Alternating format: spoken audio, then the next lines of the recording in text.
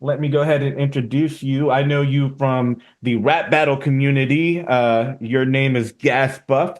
I believe some would say that you are the number 12 ranked battler in the UK. Are you still number 12? Well, interesting fact: the Battle of the Year rankings have just closed for my glorious nation in the last week, and I do believe I have finally cracked into the top 10. 2024 Oh, was a very good year for me, so we'll see how wow. that goes. But Congratulations. I'm optimistic. I had a very good year. Oh, you don't know what the actual spot is, though. You just know your top 10? I believe I've done enough to cinch a top 10. Yeah. That's fire. I love that for you. And you know, one thing about like, so I try not to like center too much on battle rap, but like, you know, I know you as a battle rapper. We have battled on a card together in New York. And then we also did a battle against each other, which was a compliment battle on Twitter, all audio. And I will put a link to that. Definitely check that out. It was an incredible battle. I actually genuinely like one of my favorite battles that I've ever done. And part of it is I do love compliment battles, and I wish they got more love and respect than they typically do. But It's an incredible battle. It's one of my favorites as well. You should like put some clips of it, like sync it in between here or something. One thing I thought about was like, dude, what if we like just redid the battle but live? Like, I wish that was a live battle. Like, you know, the spaces are fine, but yeah, like, I'd be down. Like the bars are written, you know, we can add to it or something. Yeah, definitely. the logistics are the problem. You're, I don't want to ruin it because there's the bar is like, unfortunately, there's an entire ocean between us, and like, yeah, so it's gonna be difficult to get that planned, but and especially because like I'm not a big enough battle rapper for people to be like, oh yeah, we need to fly Ghast Buff over here to like to battle him. Part of the reason that I ended up on iBattle in the first place is I do fly myself over quite regularly. Matter of fact, I just happened to be in New York the last time iBattle had a Staten Island card. I was so upset because I was going through customs in JFK as the battles were going on. So I was like, I can't even get on my phone to watch them. But there's clearly some overlap between my holiday planning and the booking patterns. So we'll see if it lines up this year, maybe. Right. And so you said you were in the States a lot, right? Like, is that because of your wife, or you're still married, I'm assuming? Yes. And to an American. So that's like an interesting dynamic that I would love to learn a little bit more about. You know, is there anything like kind of, I don't know, just unusual where you're like, oh, like clearly there's some kind of like cultural disconnect maybe between like, you know, being an American versus being British? Yeah, there can be. Like, there's definitely like moments where we, you know, we'll be in each other's countries and we'll be like, why do you do that? Walking seems to be the main one. I am very much playing like sidewalk parkour, getting out of everyone's way, and she's more the time to just plow through people as she walks. But no, it's. No, I just remember I went with my wife to the UK, and like she is very law abiding.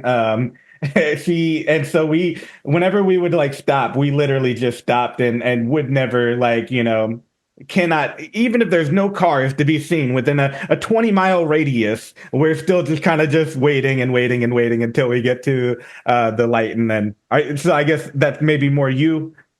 Absolutely. It's very almost surreal how pedestrian unfriendly, especially like my father-in-law's house is like.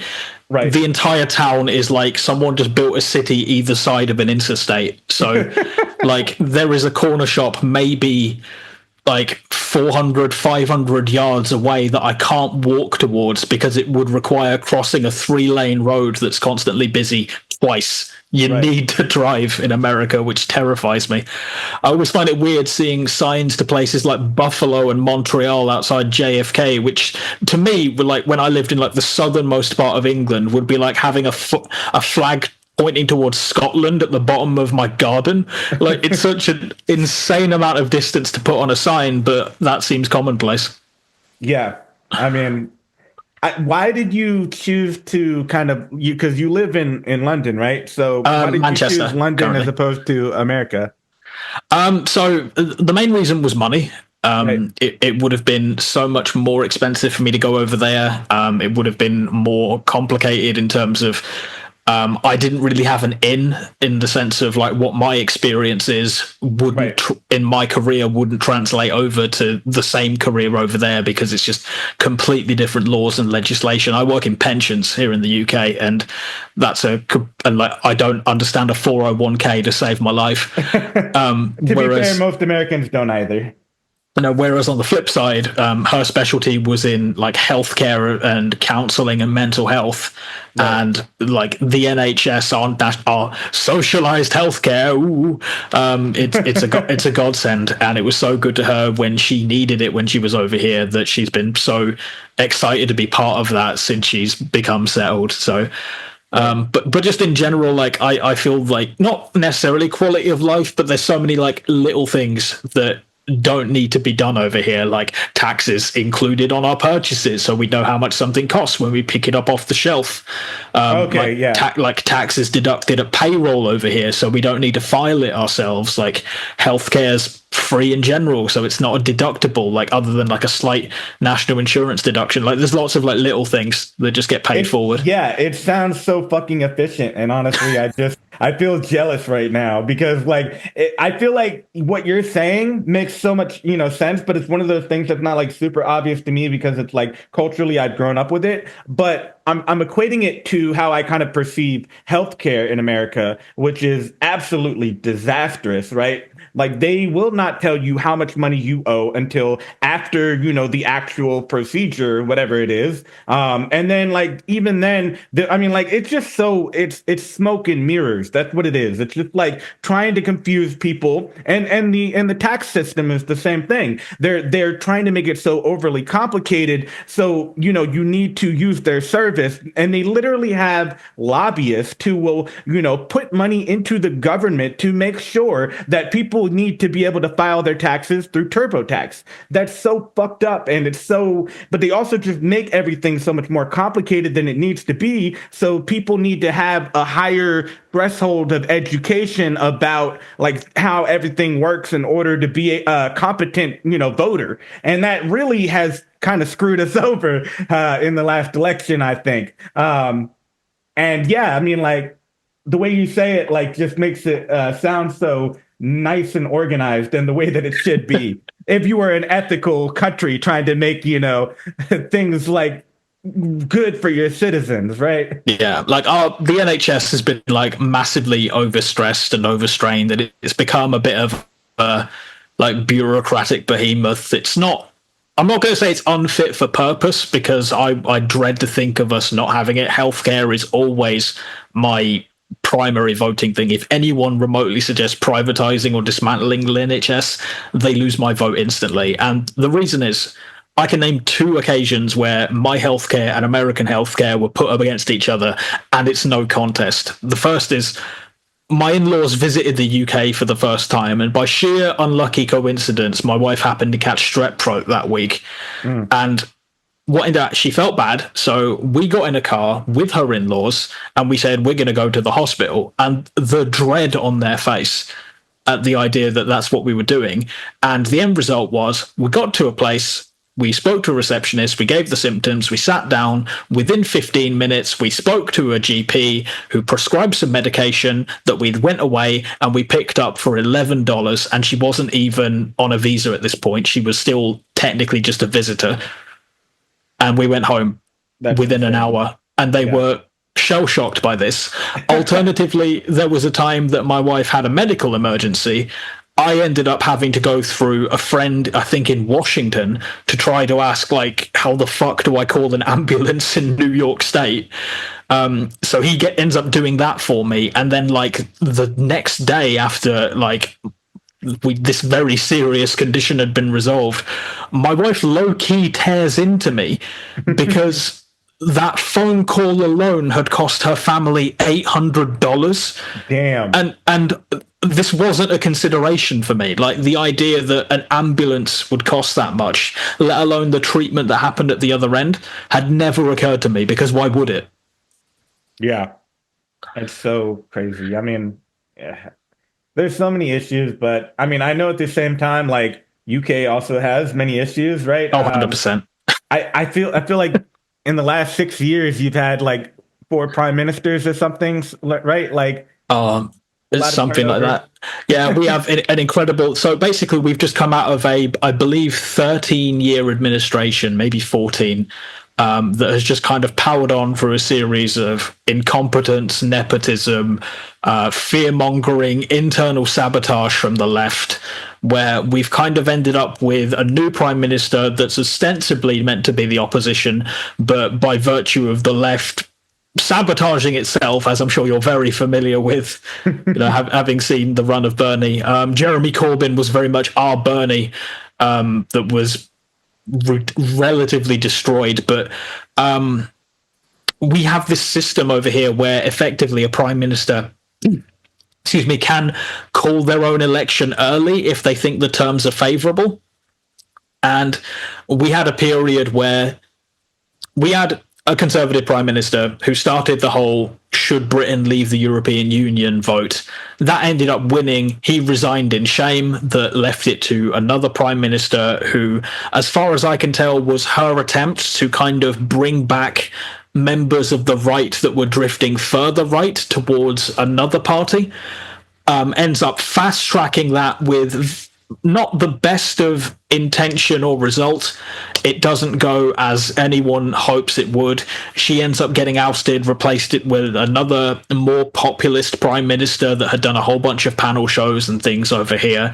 Then lockdown happens. That's, as as is well documented by people better than me, that didn't go particularly well. We had a whole bunch of taxpayer money that got funneled into MP businesses and colossal amounts of write-offs that people just wanted to pretend that didn't happen.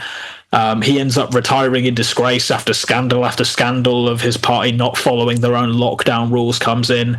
Yeah. We end up with another prime minister that was in there so little. From the day that she announced her new budget, the pound plummeted.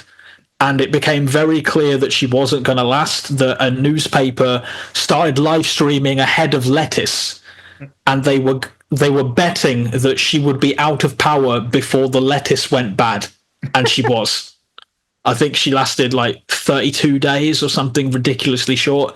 Then we ended up with another prime minister who it became very clear, like a guy whose wife was a billionaire, like incredibly self-serving. The backbenches, as we call them, which is like Parliament, our equivalent of the Senate, like ministers are being changed every other week. It becomes clear they're basically trying to loot the place as much as they can before it finally goes under in the election that they get inevitably destroyed in. And we've ended up with a Labour government kind of by default, but it's not going well. Right. Yeah. It's so fucked up because I just feel like we have, things like the pandemic, which are these, kind of big, global, disasters, right? And like everybody now just kind of like looks at how can I use this to get my chunk of the pie? Like what's going to happen? You have grocery stores that start, upping their prices on people just so they can try to, get a little bit more money and pay off their, shareholders. Then you have politicians that are, trying to, find ways to, you have some that are literally, influencing the stock market based on, we're going to push, a certain thing. And then like, if the stock on that goes up, well, I got all my money in it and let me just sell it and make a big profit. It's so like everybody just like looks for a bad thing to happen. And then how do I capitalize on it? And how do I just maximize my profit on it? And it's so unethical. And it's such a like, man, the world is not made for me or one of the other ways around. Like maybe I'm not made for the world, but it's just like, I just don't have the level of greed. I feel like that I need to like, really partake in the society because it's just this like kind of structure of like, you had like the old timey monarchy, right? You just, these are the people that control everything. Nobody else has any like particular, particular interest in that. Like they can't do anything to become unless you get married into it, I guess. But you can't do anything to become the ruler of the land or whatever. And then America kind of based itself on this model of everybody. Like it's not just like your lineage. However, everybody can kind of compete to be there. Like it's not just like who makes all the laws, but who has the power like within our society to influence things, like whether that be the internet or just the political system or all these different things. Who has that power? So there's the monarchy idea where you just have that fixed pretty much there. And then the other one is just everybody competing, like a fucking tree, just like all competing to be at this one spot. And like there's an alternative that like never has been done because there's too much interest in these two models where everybody's just fighting to be the powerful, where it's just like you could just live in a world where nobody's powerful and just like fucking exist and have fun. Like it doesn't really need to be all this like, but there just has to be like, oh, I'm better than you. That's all ego, right? It's literally I am I am super successful, I make $1 million a year, so for because of that everybody loves me, and there's so much gravitational energy towards you and yourself. But it's just like, I don't know, man. It's just like I don't understand why we have to live in one of these two options, because they're the only ones that have ever been presented to my knowledge, really. As opposed to this other option where we just fucking like, and especially like realistically speaking, we all are now at a point where that. Fortunately, I will say the upside of that power structure is that it's supposed to breed competition, and that like creates innovation, and that innovation got us to a point where we are now, where we are capable of doing a lot less labor because we have so much more. But rather than just being content with that, we always have to keep on like, going after the next thing because we're all just trying to, I don't know. It's just all ego to me. It feels like the root of it. No, Maybe I sound agree. insane, right? Like no, not at all. Like, I think there is like an inherent like not just competitive, but a very much a whataboutism that just seems like inherent to the human condition, where we are by inherently covetous, we are inherently envious in general. I feel like a lot of people will see other people succeeding, or rather people being comfy without doing as much visibly, right? And it just inherently like some people like their first instinct is always to punch down as well. Like it's very easy to like think of the billions that could trickle down. Like I have always been one of these. My argument for many people, I have no problem with the rich paying either a low or the same tax as me. I just want them to fucking pay it. Right. Like if everyone was on the same like 15-20%, but you could guarantee that you'd get that from everyone, I would have zero problem. But I think a lot of the inherent bitterness comes from people that are on like a 45 or 50% tax bracket are seeing people under, in their eyes, under them, having similar levels of comfort, maybe more freedom because they don't have the same responsibilities that their career affords them. And it's easier for them to punch down on those people when they ignore the people that are higher than them paying nothing, because they see that as the goal. They see that as the thing to aspire to be the one that's too clever for the system, that finds the loopholes, that doesn't pay tax, because in their eyes that's winning, that's having beat the game. There's not that same anger. I feel a lot of people look at the super rich, the super wealthy, and they see it as that could be me, and They don't, and they feel like by criticizing it, they're criticizing their own goals. Yeah. I was wondering, like, I'm not as familiar with UK culture, right? I was wondering how normalized is therapy, and maybe especially like therapy for men in the UK. Like, is this something that, like, is it really something that people do a lot, or is it rare to see? Is it more common, like much more common in women or than men, or, could you tell me a little bit about that? Yeah, of course. So, mental health matters, they are quite common, and it's certainly got like a lot of a big push in recent years, especially. I see a lot of billboards, especially around Manchester and London, that are specifically about, talk to your, it's just a lad culture, but it's like, yo, you can look out for signs that your mate is down, get him. It starts like small, like, talk to a mate, and then it's like, refer them to this line. So, no, I wouldn't say it's uncommon. Like, I'm married to a counselor to be, but I've done therapy myself. It wasn't difficult to seek out. There's no real stigma to it, as far as I know. Yeah, I don't know. I mean, I definitely feel like, or at least I feel like I always got that, like, there was some stigma, especially for men, to kind of pursue therapy. It's just like a lot of people are just kind of just suck it up and move on. And I feel like that's been kind of overall damaging. Like, but at the same time, there's also just, the reality of just like everything costing so much money. Um, I feel like to a lot of people, therapy is. I think there's like, I mean, I'm talking from a completely uneducated perspective myself, but I think there's two reasons that you go to therapy, and like one is to recover from something that happened to you, and the other is to recover from something that you do or that you've done. And I think the second one, especially, there's a hurdle that you need to get over, which is admitting that you did wrong in the first place. And I think people find that very challenging. That was the reason that I went for therapy. Like I was not in a good place in my 20s. I was a not great person, frankly. And like a lot of me, kind of projecting on the outside, was leading to a not particularly great internal self. And it happened that this coincided around the time that my fiance at the time was moving over, starting to get settled. right. And the stresses of that, alongside the, internalized problems that I already had, a lot of things that I'd carried forward from my childhood that I didn't realize I was.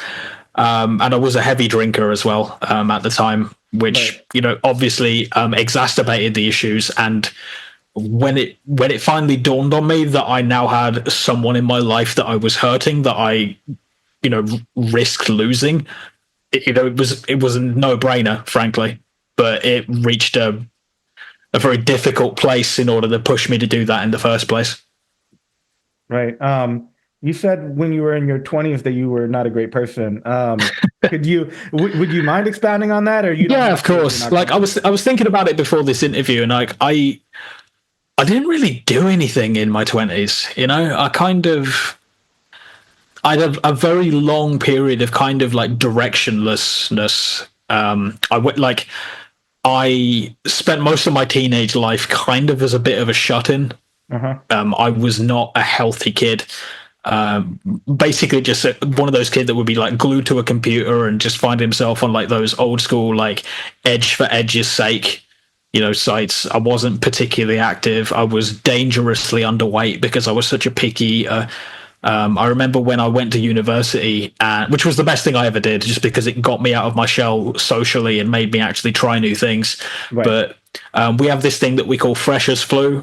Freshers is what we call a first year, and it's just that thing where when people from all over the country congeal in one place, they inevitably all make each other sick. By the time I'd finally got over my freshers flu, I think I weighed myself in at 8 stone 9 or 8 stone 10 or something, which is like 122 pounds Damn. or something, not particularly healthy.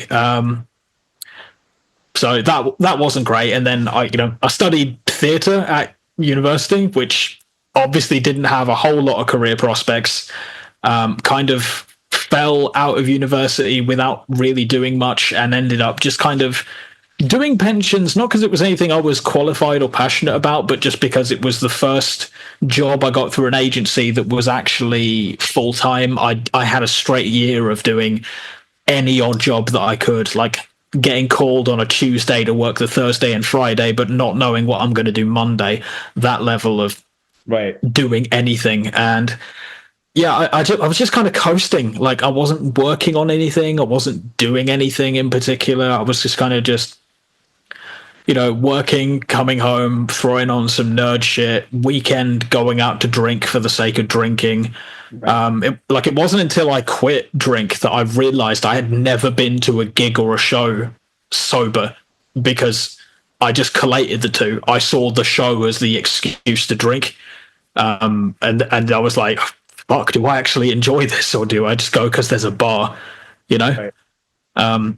Obviously the main part of it was getting to know my now wife, and getting to make those steps, getting to meet her for the first time when I was 26, and then jumping forward through all the relationship hoops that we went through, from going from meeting in person to trying to make it work properly. That was fun. But around the time that she was actually settling over here, because she came over here to do a master's, she was studying over here, but not entirely as an excuse to be close to me. She'd always wanted to move to England and assumed that if she studied a healthcare course over here, it would make the transition into the NHS easier. Right. But yeah, both of us had things that we were working through at the time, and coming alongside the stress of supporting each other emotionally and financially at a time when neither of us had much stock in either department, kind of caused me to spiral a bit. Yeah, I mean, there was definitely like a point in my relationship where we were both making not a lot of money. I think we were both making under 30,000 or so, and like that was definitely like kind of like a rough period to like, okay, well, we got to figure out how to, pay bills really, and it's not that straightforward. I mean, like, yeah, it's a shitty position to be in. And the unfortunate thing is that's probably when you need like therapy the most. But that's when, at least over here, you can't, you probably can't afford it if you're already struggling to pay your bills and everything. Yeah, for sure. Okay, so another question I had was, British people have this stereotype of being polite, right? How much of that is Well, how much of that stereotype is true, but also how much of that politeness is real, or how much of it is just like we're putting on a show to be polite? That's what I was saying. I don't think it's that we're a polite people so much as we get interpreted as that because we're confrontation averse. Right. There will be like things that will happen, and I think people will assume that it's politeness just because a confrontation doesn't happen off the back of it, whereas we're just internally seething. Like there is an art to standing in a queue that we have not told anyone else the rules on. We just stand there and judge everyone else for not following them. Yeah. Yeah, there's also just like some level of like British humor that I like. It's a little bit lost on me. Like it's just obviously very dry. There are some comedians that I mean, like I'm like one of my favorite comedians of all time is James Acaster, and then Jimmy Carr is also a big one of mine. And like, but some comedians just or just like TV shows really more than anything is just like it's so subtle to me. I just like sometimes it's lost on me. Yeah, I feel like if anyone wants like the best summary of the difference between American and British TV, it's just to look at an American remake of our shows. Like the In-Betweeners American remake is nothing like ours. The American Office is nothing like ours. It's not remotely close. Right. Like the American Office is just a very well crafted, very funny sitcom. Whereas the British Office is so cut and is so uncomfortably real that people thought it was a documentary for a while. Right. Like I'm sure some did. Ricky Gervais is very good at that sort of writing the characters that you would know and hate. Stephen Merchant as well. Stuart Lee, again, a very dry comedian. I love that the way that he approaches this stuff is that it's very much written to deconstruct audience expectations. Like he's as much of the joke as the subject of the joke, but then he'll make the audience the subject of the joke as well. Like he's so good at like flipping just really complicated subject matter and somehow making it more complicated. Like some people don't care for him. He's very slow paced, right. Like an incredibly low energy comedian, but I can't get enough of him. I think he's a genius. Yeah. I have a couple questions here. Hold on one moment here. All right, so this is going to sound random, but I was wondering what your perspective is on just media in, sorry, where are you again? I know you said it was London.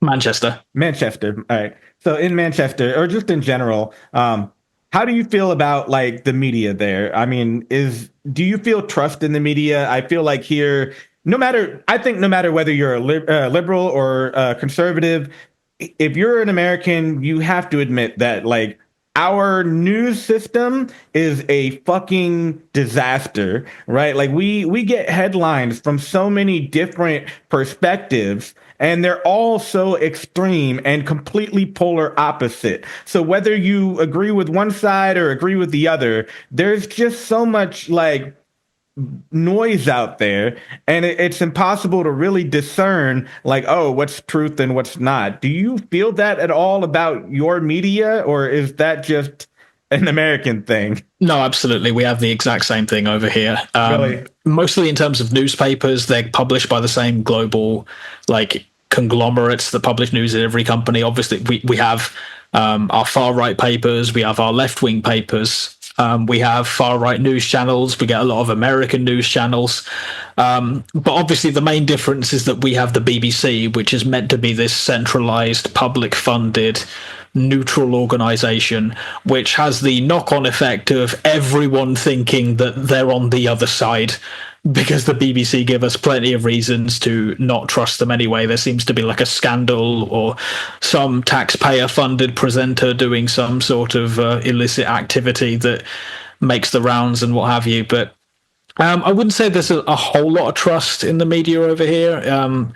We have a thing called the TV license, which again is like a miniature tax on if you watch live TV, you have to pay the BBC, even if you don't watch the BBC. How do you pay that? I'm sorry. Is that like part of your like cable bill or whatever?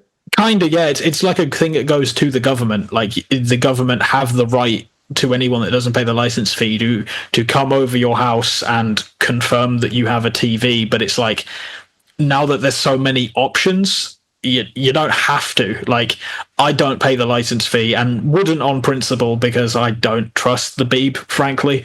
Right. I think there's been like so many scandals at this point. I don't trust where my money's going. But regardless, like I don't watch live TV. I watch YouTube. I watch Netflix, and they're trying to move the goalposts so things like Netflix and Amazon Prime now count as licensable. And I'm like, well, no, I'm already paying another third-party company for the right to watch it as a VOD. Like, you don't get any slice of this pie. Right, and they keep on jacking up their prices every freaking year anyway, right? Yeah, so it's exactly. Like insane.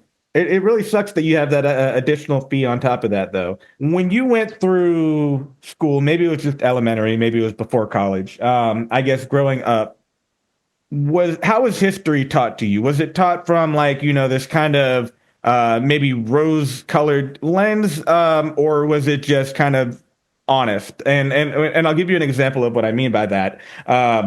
Because what I've kind of noticed, I grew up, in America, but I also grew up in Florida, which is like, kind of known for not being like a particularly intelligent area of the country. And then also, it wasn't, necessarily like a super like wealthy, school bracket that I was at. And I went to a lot of different schools. But I remember at one point, they definitely taught me some things that honestly, like I as I've come to be an adult, I learned are not even necessarily true. They've taught me that, like, I think that there was a story about like George Washington, and he like, he was he chopped down a cherry tree, and he was like super honest.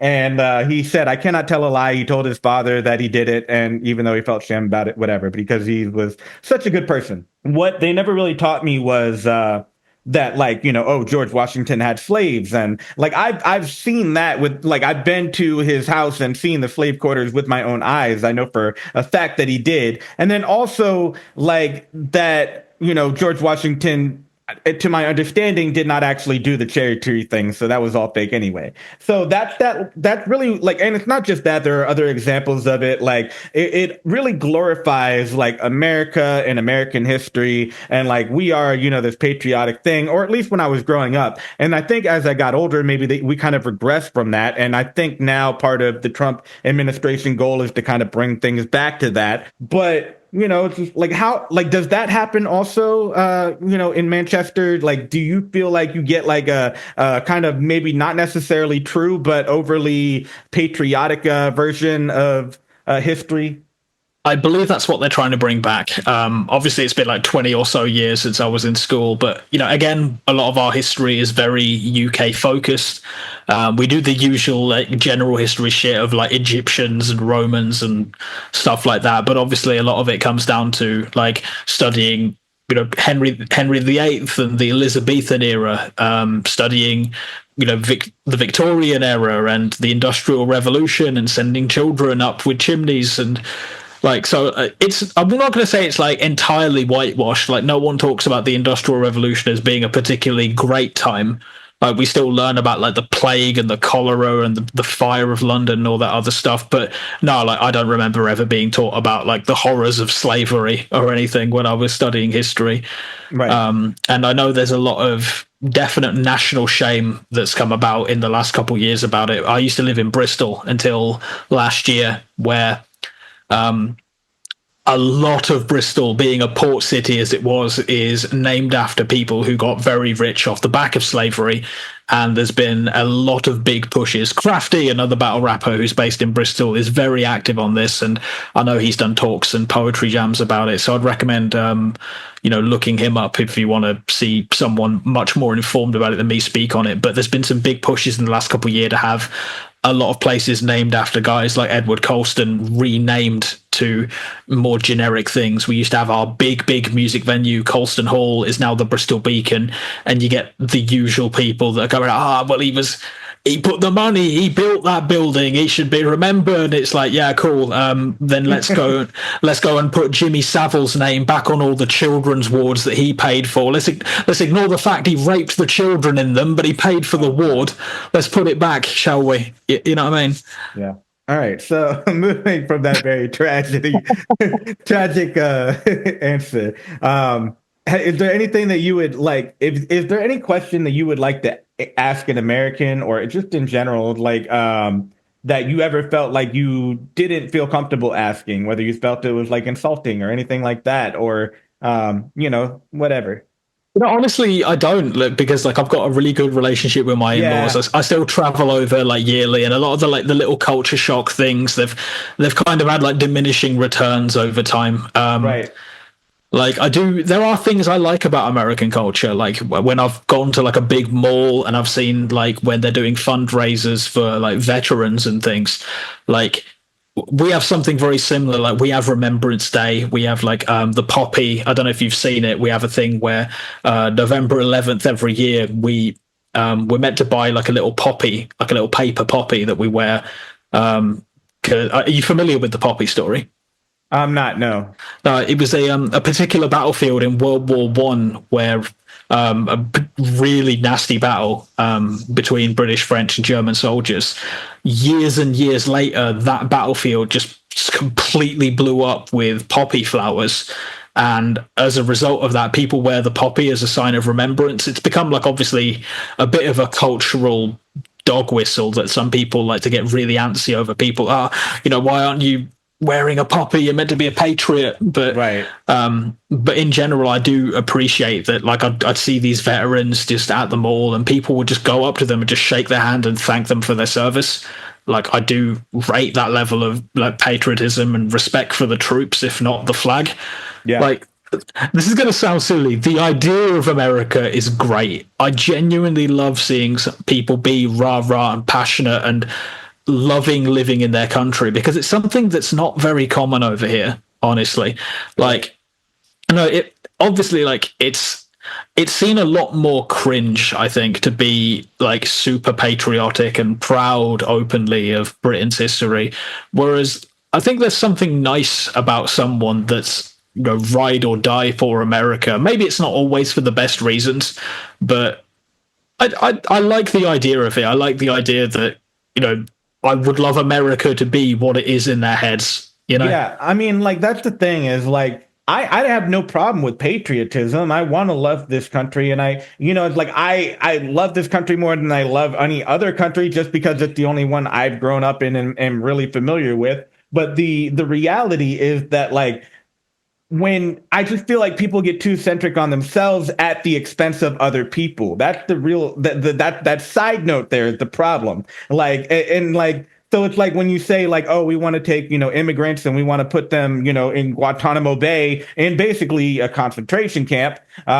Or when we say that we want to, take over, Gaza and now like that's okay, or just take over Mexico and we're going to make Canada the next state, like that shit. Like, it's like, yeah, other people are going to be affected by this and they don't necessarily want this. And so why do you need to impose yourself on other people in order to feel that level of happiness about your country, right? You can love your country and also, be friendly to other people around you, right? Like in the same way as like you can love yourself and also love your neighbors, but nobody actually loves their neighbors. They're just kind of like all at each other's throats.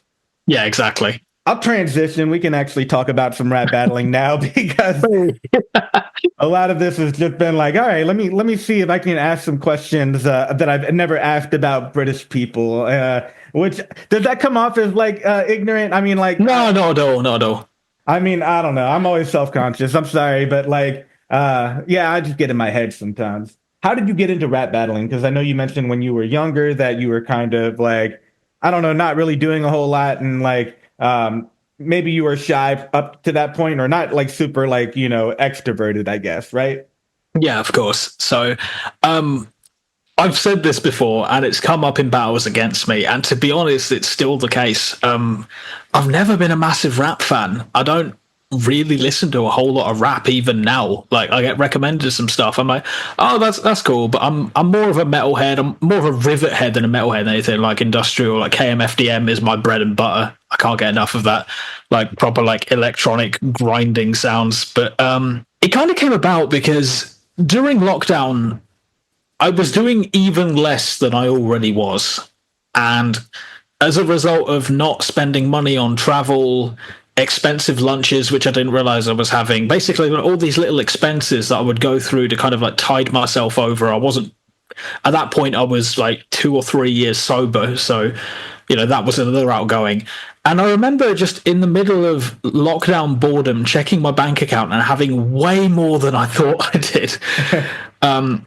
Like an absurd amount. And just thinking, I've just turned 30. I'm just going to pick a life skill. And it came down to, do I learn to drive? Because I'd failed 2 tests when I was 19 in embarrassing fashion and figured I can either pick that up, or music. I'd always wanted to kind of go back into it. I dabbled in like some software programs when I was young.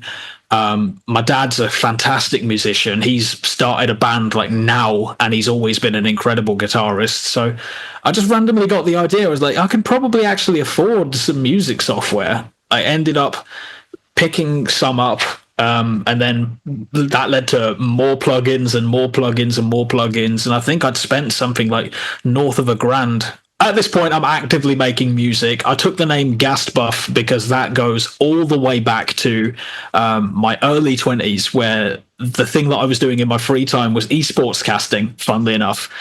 There was like a sub-niche of a sub-niche of League of Legends of all video games that I knew really well, and I was like the only reliable commentator for it that could perform on an international esports level. And there was a Korean organization that was paying me something like $35 an hour to do 5-hour casts. So I was making pretty decent money out of it for that short bubble that existed, maybe like 2 or 3 months of my life. But Ghast Buff was like a reference to that. Like a ghast was a monster, you killed it, you got the Ghast Buff. I took it as my musician name, as kind of like a fun little throwback to that. I remember me and my housemate, we were talking about like lyrical construction, because she was looking to go in to do a PhD in linguistics, and we were talking about song lyrics that we fucking hate. And then out of nowhere, I remembered a couple of battles that I'd watched in 2018. I think the first thing I ever saw was Sharon rap battling in a high school and getting chased out. And then through there, I'd fallen in. I'd seen the Don't Flop title match between Shox the Rebel and Soul. I'd watched loads of Bobby Rex battles. He was my favorite battler at the time. And just remembered out of nowhere, I was like, oh yeah, rap battles, that's a thing. And we ended up just binging it, and a lot of that involved watching Shuffle T, who is not remotely the archetypical rapper from appearance and speech patterns and cadence. And I just thought, oh shit, it's way more welcoming than I thought it was. And then obviously by the time that venues started opening up again, Premier Battles started having events, I started attending, started going along to them. At this point, I'd actively been participating in Shuffle T's multi-challenge, which was where he would post like a rhyme scheme. I'm trying to talk generic for the sake of your viewers that aren't battle rap tapped in, but a multi is effectively a rhyme scheme that's more than one sound based on the vowels. So, battle me is e, which means you can rhyme it with things like, academy and things like that. So I realized pretty quickly that if I looked at multis like a puzzle, I actually found them really satisfying to kind of like solve and see how many I could come up with. And I thought, if I could come up with like decent punchlines, I wonder if I'd be any good at this. I wrote like a couple of like 4-bar, 8-bar, just silly little punches for random other battlers, and then I would tell them at events, and I'd be like, "Is that any good?" And they'd be like, "Yeah, that's actually pretty decent. Why not do a tryout?" And here I am still. So I'll go ahead and give you your flowers, right? You're a very good battler.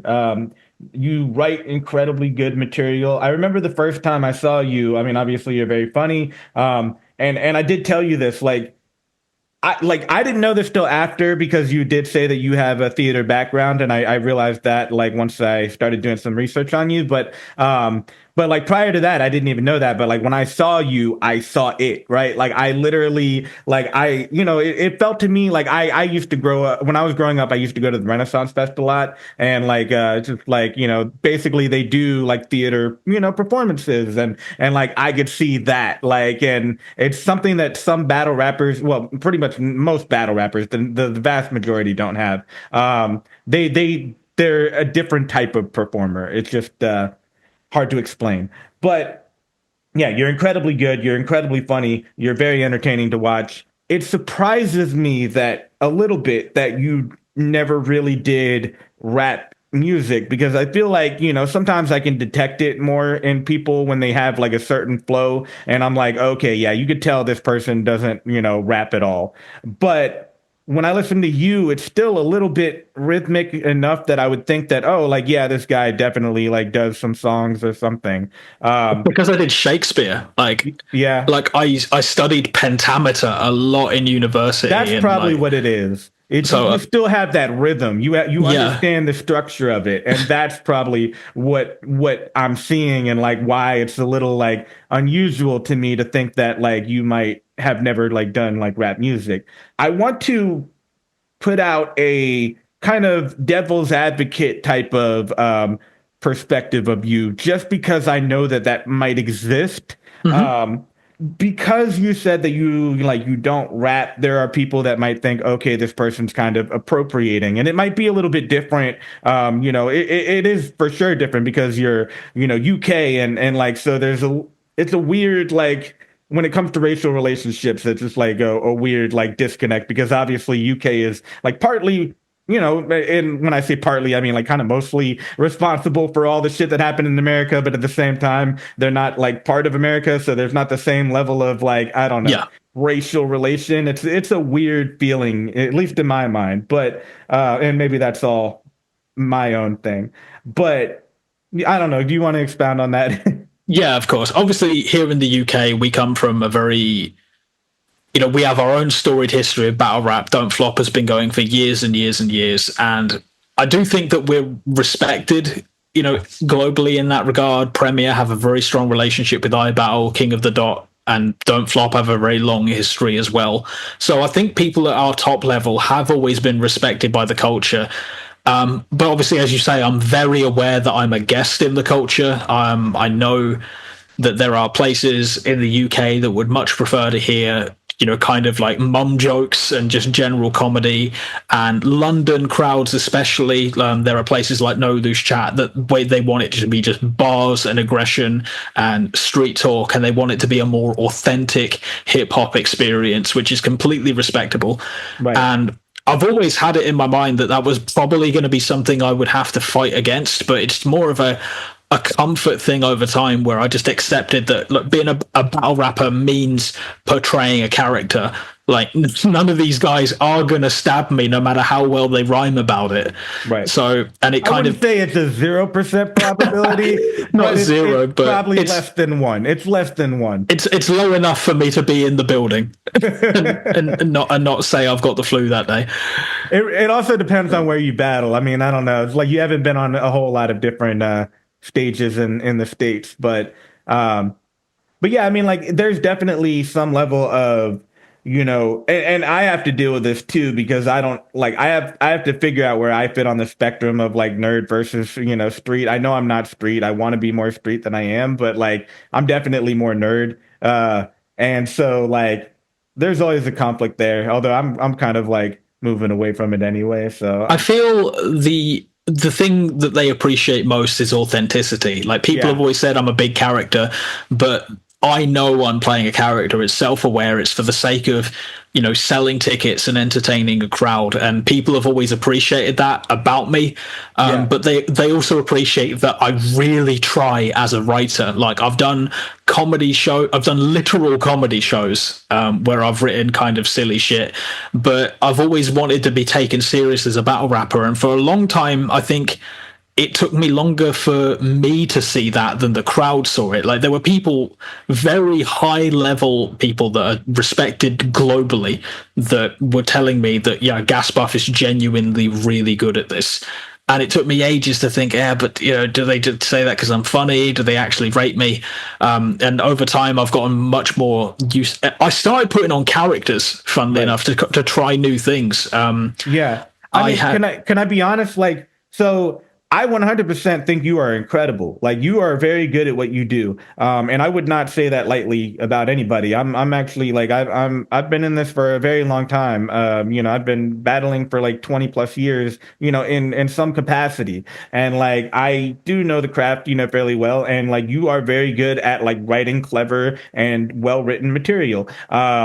And like also, as I said, like you kind of flow well enough that like it flies under the radar that you don't actually rap. You are also, as you say, like an authentic person. You kind of lean into comedy, and that like kind of fits your persona. Whereas like some battlers are more aggressive, so they lean into aggressive. I like to think I do aggressive comedy, like sometimes. Yeah, I don't definitely. know, where I'm just like I'm yelling at a really high volume, but I'm also just like, I don't take anything I'm saying seriously. Yeah. I love your style, and it's something that I very much try and do. I've always said that my style, I try to be a mix of Marlowe and Unanimous, who are two diametrically opposed battlers, but I love Marlowe's ability to create just satire and ridiculous wordplay, and Unanimous is like, dragon rap, super violent horrorcore, and I like to try and meet in the middle for what I do.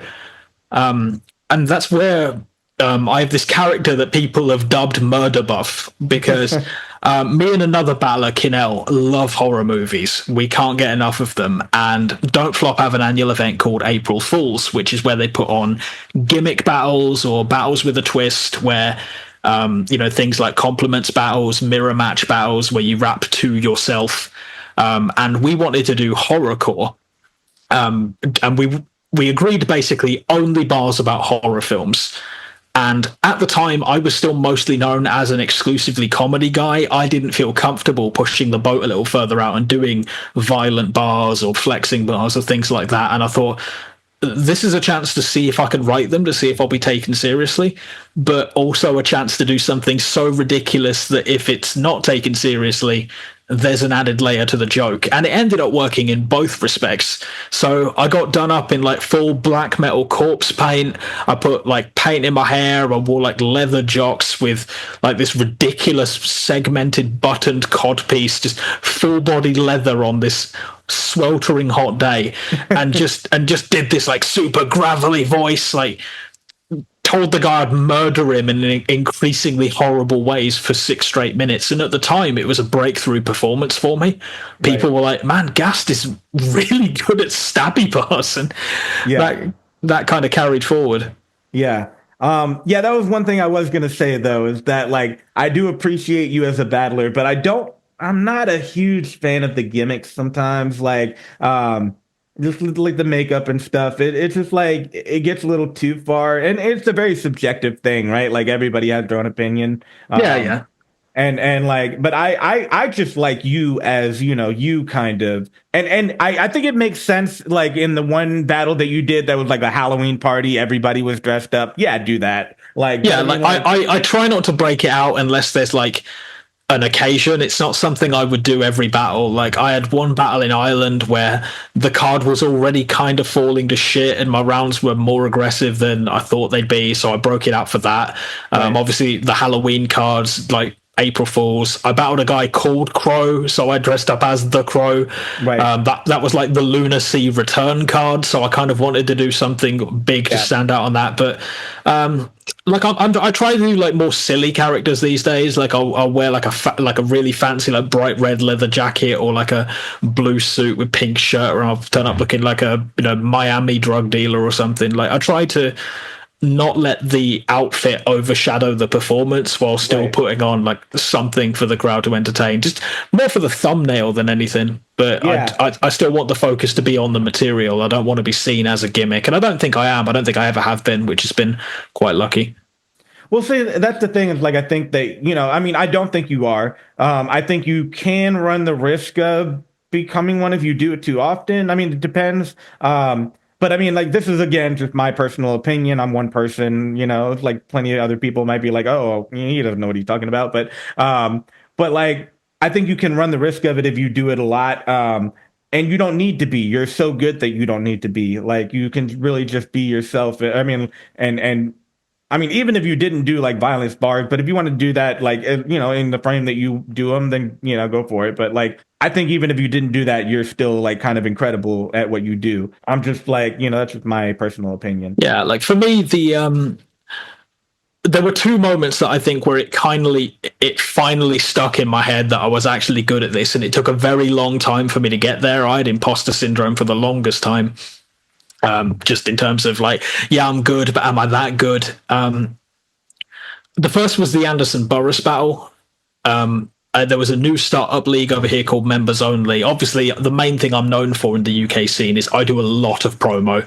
I make a lot of edited. And I love the promo, by the way. Like, and I like to do promo myself, but like, and there are some battlers that don't like that either, and they think that's too gimmicky. But like, I love what you do promo wise, and I wish you would continue, and I wish more people would do it. Yeah, but I kind of kept it going because people really resonated with these little short, self-aware, tongue-in-cheek comedy skits I was making, and people were saying, "Oh, Ghast Buff's the UK promo king," and obviously Anderson Burris is the world's promo king. He's untouchable because he does everything to such a professional standard. With he's got such experience and such incredible equipment. He does things I don't know how to do just effortlessly.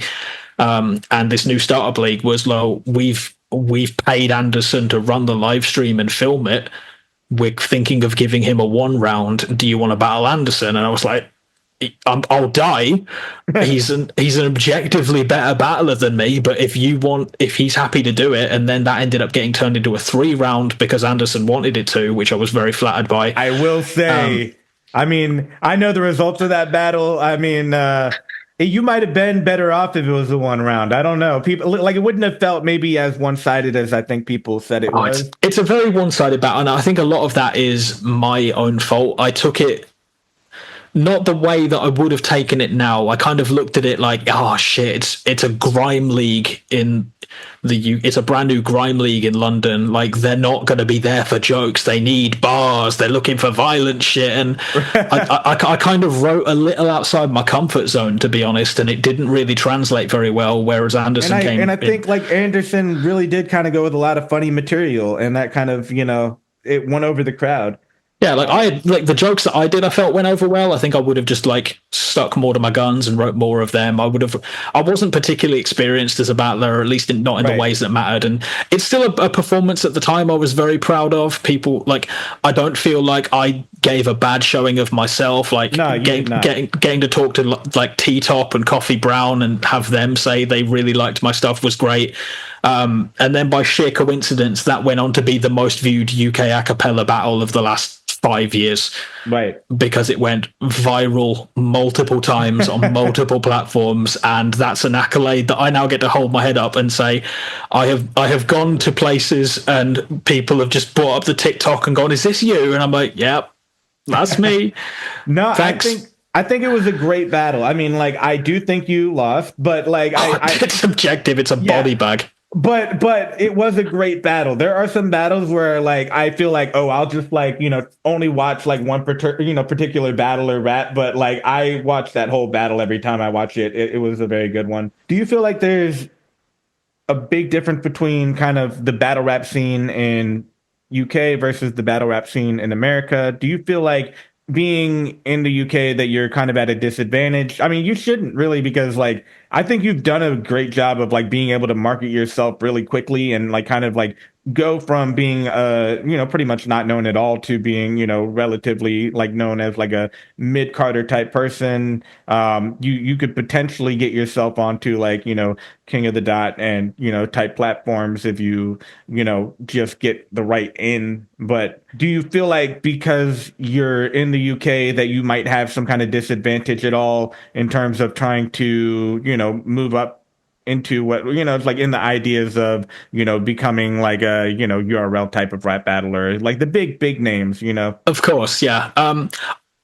Me personally, no. I don't think I'll ever be on URL, but I think there's certainly other leagues that I could be quite well established on. Obviously, I've already done iBattle, and I think that things And I've you've learned also from. done Don't Flop, right? Yes, yeah, I've done Don't. I've done every league in the UK currently, I think. Wow. So, um, And you I've battle a lot too, and that's the thing I didn't say earlier, but that's another yes, thing that you deserve. two times most active. What's that? 2 times most active per year. Yeah, I mean, like I think you like had a year where you battled like 10 times or something, right? Like, Yes. that's insane to me. Like, I battle like, the most I've ever battled in one year is maybe like 7 or so, but like, I don't like it. And like now I'm just like kind of pulling back and away from battle rap. So if I do it, I'll probably just like, I'm not going to commit myself to more than like one per year or something. But I just like it's so much to like try to like come up with new material. Me, I don't know about you. I have a ton of anxiety, right? Like I'm worried about like what is this person gonna say? Am I gonna look bad? Am I gonna get humiliated? All of these like negative thoughts, and maybe that's me and my own mental like thing. But I just like I just like fear the worst case scenario of them saying something that completely humiliates me, and that motivates me to like write and prepare and like but I do put in like so much effort, and I don't always feel like I get like the juice out of the squeeze I put in. You know what I mean? Like I don't think I have that anxiety, and I think part of that is the Anderson battle, because now when I go into a battle I kind of look at it from the perspective of like like I can look at it and go, yeah, this guy's probably going to be funny, like maybe he'll outbar me, and if he raps better I can't really say anything about that. But I'm also going into it knowing what can he possibly say that's worse than a video where I get called a racist paedophile having 11 million views. You know, you know what I mean? Yeah, I mean, I feel like, and that's the part where I mean, like, you could kind of tell, obviously, Anderson as being like comedic because that's his whole style. Oh, yeah. Sometimes in battle rap, people will do that kind of same thing and then also just be very genuine about like the same angles. And like, that's where I just like, I really don't like battle rap sometimes. Like, Yeah. I feel like it goes below the belt at that point where you're just like making up angles about your opponent, and then Yeah. the very likely scenario is that somebody else will pick up that angle. The next person like that you end up battling, or it just like ends up like propagating around the rap battle community. So Yeah, like I really don't like that. Like when there's very little animosity in UK battle rap, which is quite nice. Like everyone's generally friends. People don't tend to go for these like super dredge up personal angles. Yeah. I've never had a round said to me that's upset me personally. It tends to be more if they bring up like family members and things. I'm not a fan of that. It's not a thing I do myself.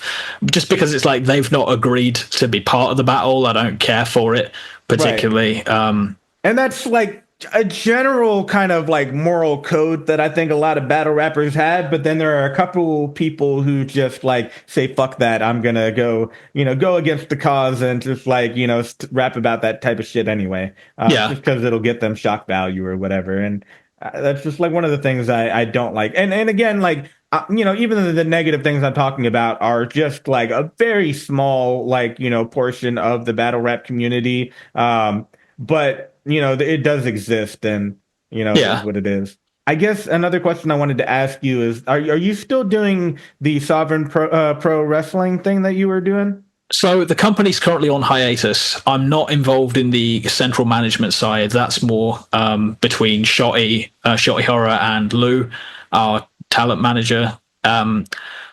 Basically, a lot of people are doing a lot of other things that take priorities at the moment, unfortunately. Shotty has a battle to prep for.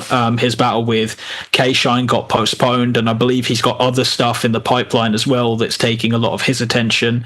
Another one of our talent managers, Zuby, is running his own company, Pro Wrestling Ceasefire, which is to raise funds for Palestine relief efforts in London, which is taking a lot of his attention away as well. Basically, Soft Pro worked fantastically because it was a lot of very talented people from industries that they were already professionals in coming together to make something magical, and it was an absolute dream to be involved in that.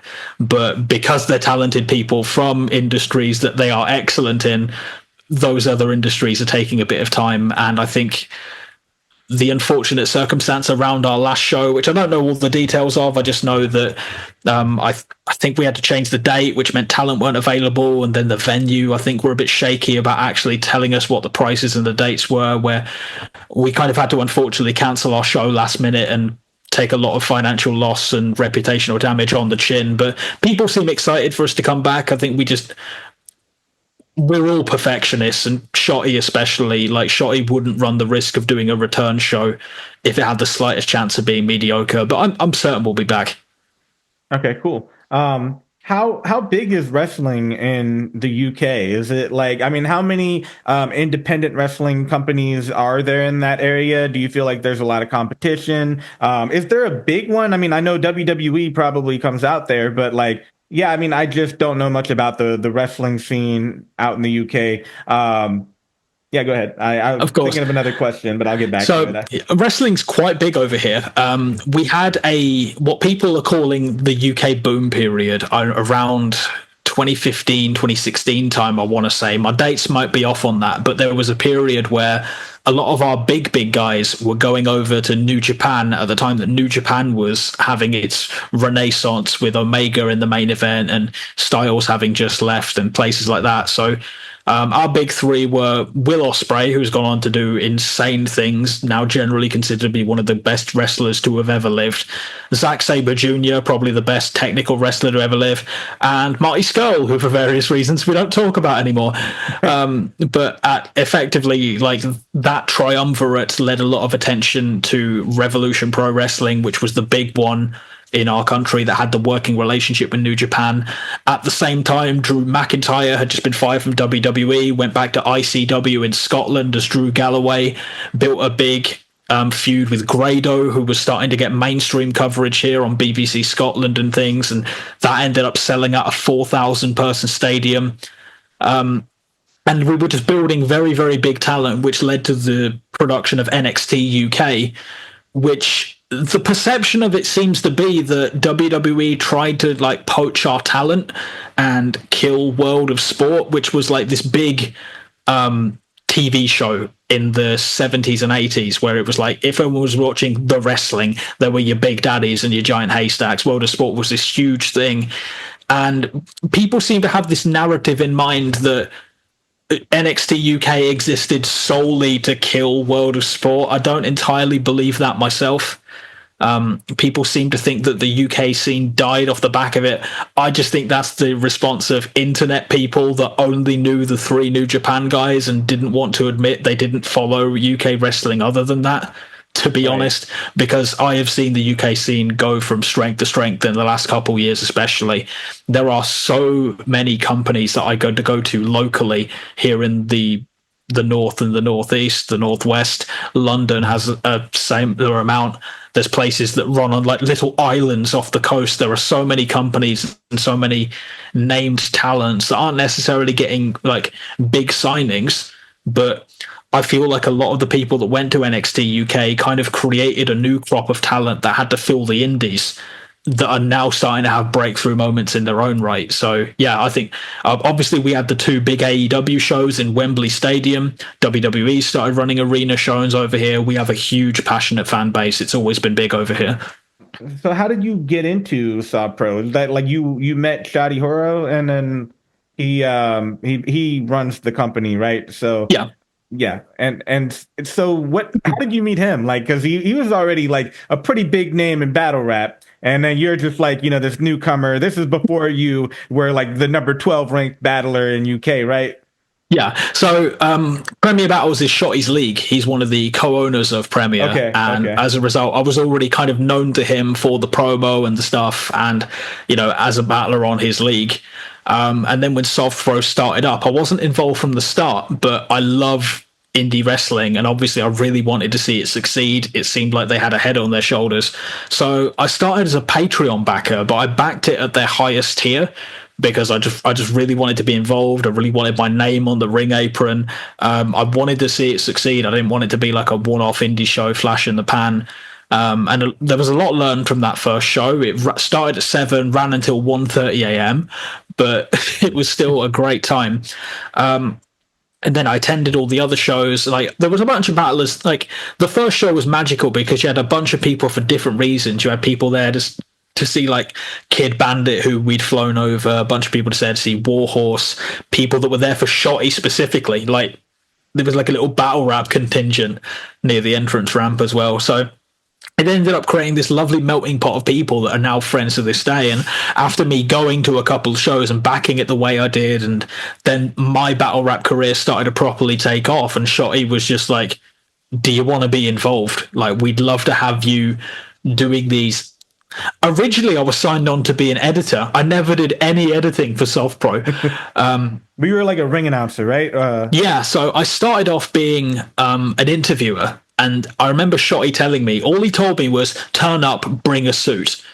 And then I get there and I'm reading the script, and it's like Ghast Buff tries to interview Kenny Williams after the match, gets Tajiri misted in the face. And I'm like, yes.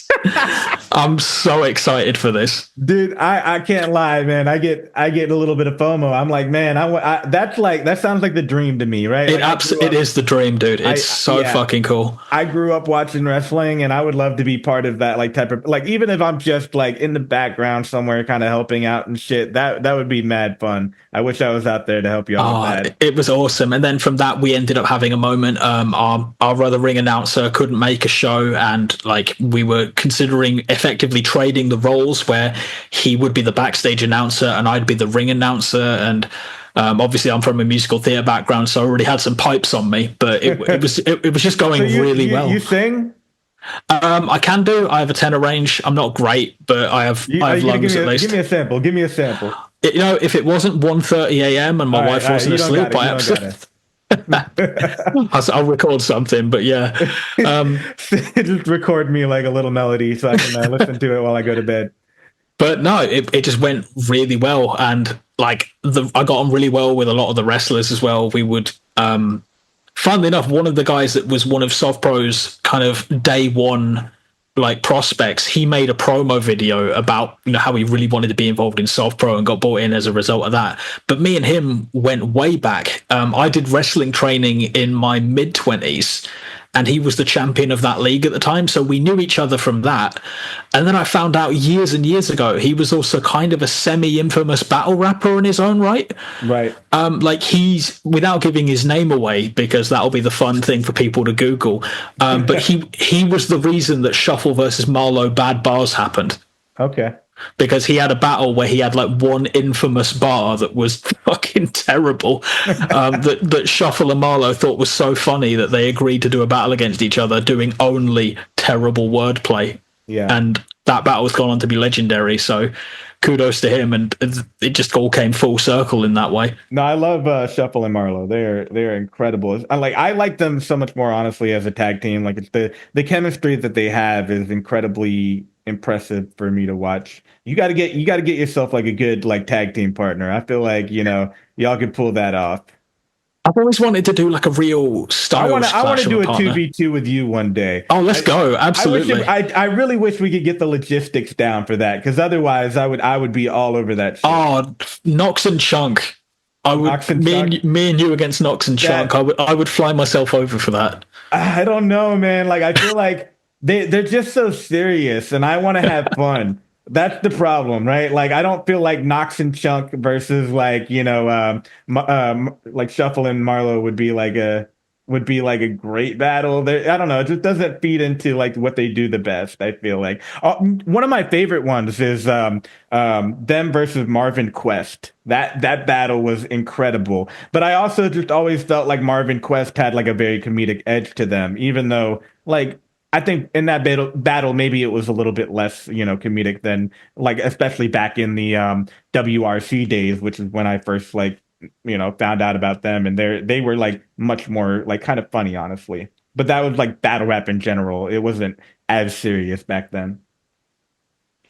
Do you feel like I don't know, it's just like the UK battle rap scene I feel like does rely on humor a little bit more, I think, than the American battle rap scene does. I battle being kind of the exception because like I battle really, as you said, is kind of like all the different styles kind of like put together. But I mean, I like I've been to like a lot of different rap battle leagues, and like I've been to like some that are the more street leagues, and you know, comedy is kind of frowned upon depending on the context. Sometimes it's not, but you really have to walk a fine line, I think. And when I first started out, I was a little bit more like I was funny, but I was a little bit more like funny the way you are and less aggressive about it. And like, I don't know, just like it didn't get received quite as well, I feel like, just because of that crowd. And like, I think there's a little bit of a stigma against like trying to be just like, hey, I'm having fun, funny type person. You know what I mean? Yeah, for sure. I feel like over here it's almost the other way. I think like sometimes you need to assess when a crowd's not in the mood for bars. Right. There have been crowds that I've performed in front of, and I've written stuff that I think is super intricate and like really punch heavy. That's just been met with kind of like silence and apathy. Like I think a great example. I had a battle this weekend just gone. I had a rematch with Kingsley Thunder. I had one round which was the stupidest angle I've ever used, where I wrote an entire round about the fact he used to work on a trout farm, and then followed it up. Was that a true angle? It was a completely true angle.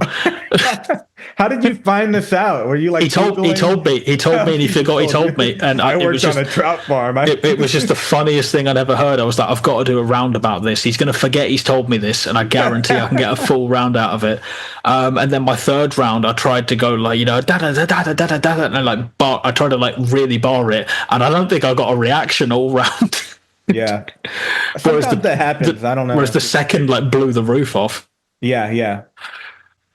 Yeah, I mean, it's hard to predict, man. Like battle rap, like I've been in front of battle rap crowds where like I can't even get through my material because they're going fucking insane, and like everything I say, it's hitting, and I say like one line, two lines, and like I can't keep going because they're literally just all reacting. And then I've also been on the other spectrum where I'm literally like it was actually the battle that just came out with Pyrex, where it's just like I'm rapping. I know I have fire material because I've been doing this so fucking long, and it's the same shit that I rapped in front of a crowd that wouldn't let me get through like one line and not be able to continue. But for whatever reason, we're in this like small crowd.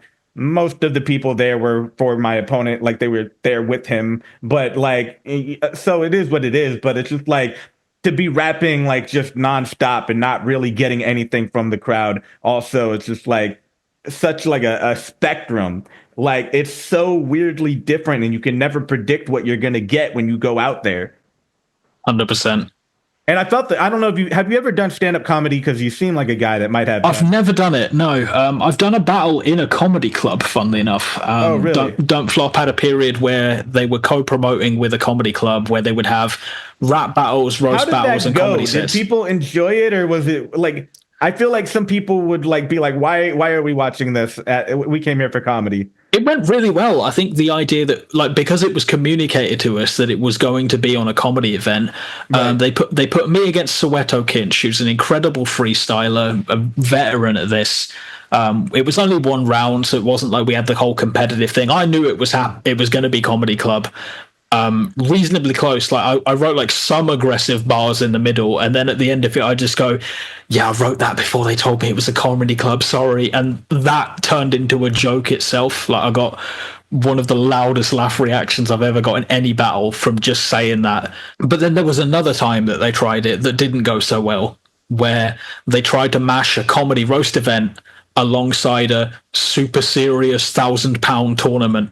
Mm-hmm. And it didn't work because you basically had like an audience of two halves. You had people that were there for the comedians and the roasts. Yeah. So they're stopping the battles so that they can get a table on stage that people can sit down so that they can read disses off a phone.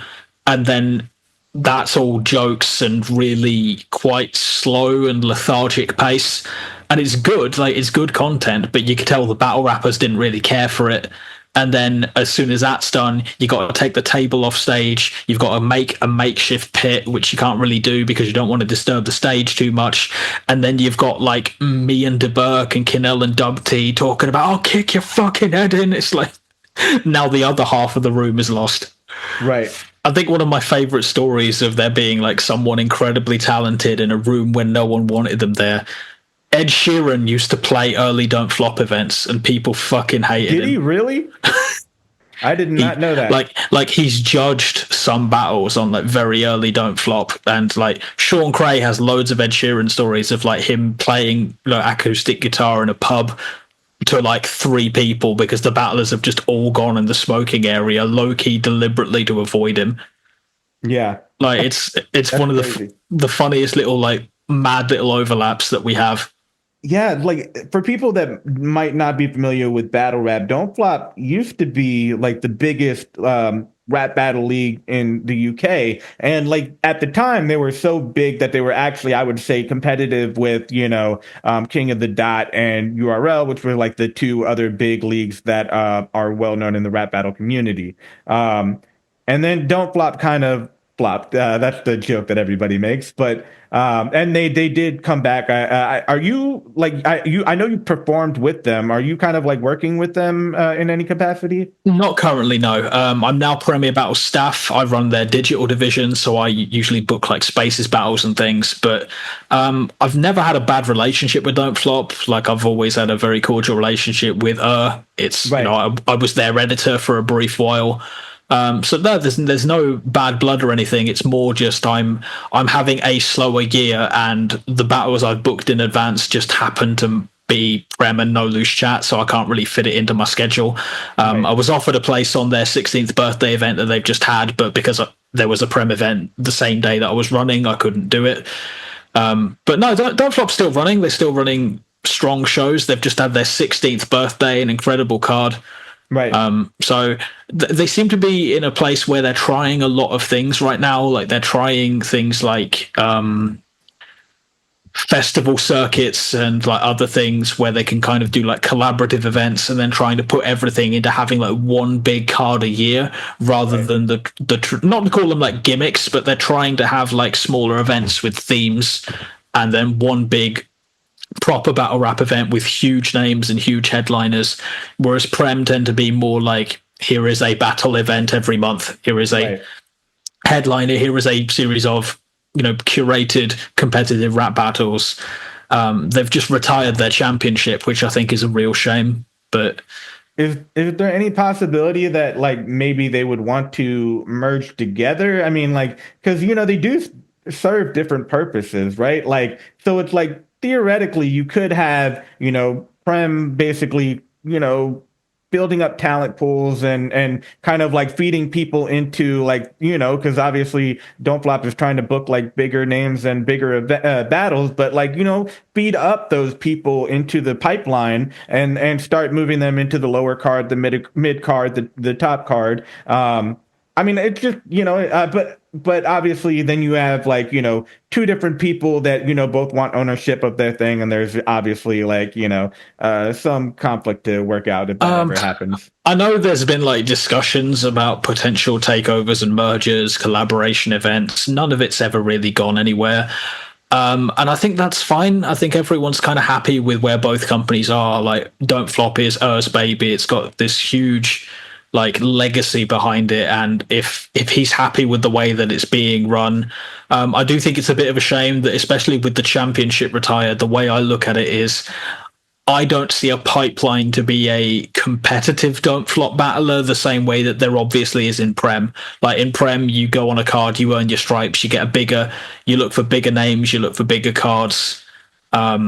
And that's that we have like 2 championships to go towards. Whereas Don't Flop, it's much more of you're entertaining. Would you like to be on this card against someone that's also entertaining? And it's like, I don't have a problem with that. Obviously, I've done 5 Don't Flop battles now, and all of them, I think they were good. I think I had a very good showing on Don't Flop. I think I dare say in many cases, my style has translated better on Don't Flop than it has on Prem in a lot of times. But at the same time, I just feel like what I'm looking to get out of battle rap, and I'm not even speaking as Prem staff, I'm speaking as an individual battler. I think what I'm looking for and what I'm looking to develop, I can't get on Don't Flop right now, unfortunately. Right. No, I understand that. You're part of the staff on Prem. So when are you guys gonna book me? I'm available all of 2025. I have no upcoming battles coming. I've never done an international. That's definitely that might be a bucket list item for myself. And if you ever find yourself out over here again on holiday or anything, then absolutely, like, if you can give us like at least a month's notice, we'll absolutely get you on a card, man.